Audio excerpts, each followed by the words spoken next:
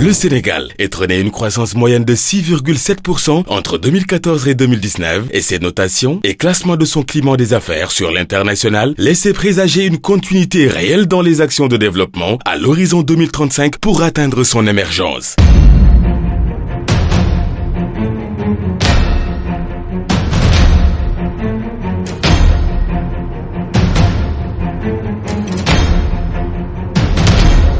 « 2 mars 2020, le monde est frappé de plein fouet par la pandémie de la Covid-19.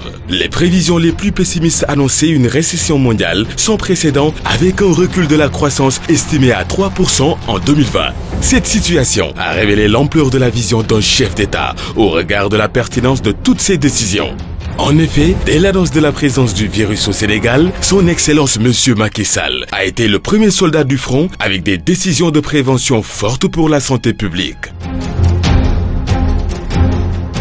Au même moment, son programme de résilience économique et sociale, PRES, mettait en marche un formidable dispositif d'accompagnement pour les entreprises impactées, les ménages vulnérables et la diaspora avec la mise en place du Fonds Force Covid-19 de plus de 1000 milliards de francs CFA, soit 7% du PIB. Le génie sénégalais s'est encore distingué durant cette période de la Covid avec une réelle créativité des entrepreneurs locaux sur les outils de protection contre la pandémie avec un respect absolu des règles de sécurité et des normes de certification. Les facilités fiscales et les instruments de financement des politiques publiques, à l'instar de la DER, du FONGIP, du FONSIS et de la BNDE, ont très tôt accompagné les entreprises qui ont su s'adapter au contexte. Les structures et les instruments d'accompagnement de l'investissement opèrent des consultations avec le secteur privé, offrant des services en ligne adaptés et réorganisent ainsi l'ergonomie des espaces de travail avec une approche prudentielle permettant la marche continue de notre économie. Les agences d'exécution développent une agilité dans la mise en œuvre de grands projets à ordonnancement contrôlé.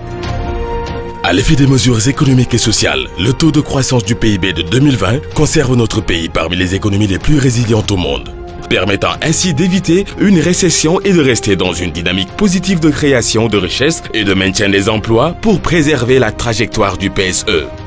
Fort de la constance de sa vision, son Excellence Monsieur Macky Sall s'est mis aux commandes d'une réelle relance de la croissance de notre pays afin de confronter la résilience des entreprises et accompagner la reprise de l'activité économique avec de nouvelles priorités. Le PAP 2, redimensionné à plus de 14 000 milliards de francs CFA, étreint de nouveaux secteurs prioritaires.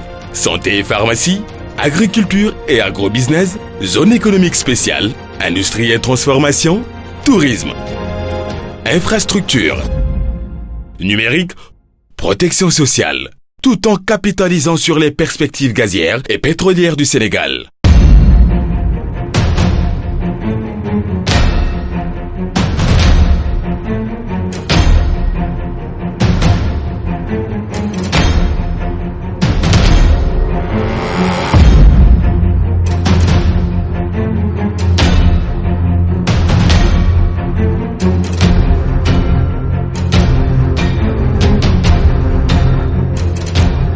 Reprise et adaptabilité dans la continuité des affaires du pays permettent ainsi une réadaptation de l'offre nationale afin de tenir les rendez-vous des grands projets initiés avec vous et réussir les chantiers de maîtrise de la souveraineté alimentaire, sanitaire et sécuritaire du PAP 2A du Plan Sénégal émergent.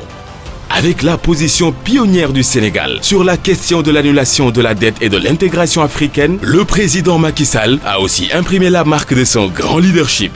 Le monde à l'écoute de cette question majeure de résilience continentale fait du Sénégal un partenaire ouvert et solidaire pour explorer les opportunités de la reprise. En face de vous aujourd'hui, le Sénégal et son président vous confirment qu'il garde le cap d'une nation engagée pour sa croissance, gage d'un avenir réinventé.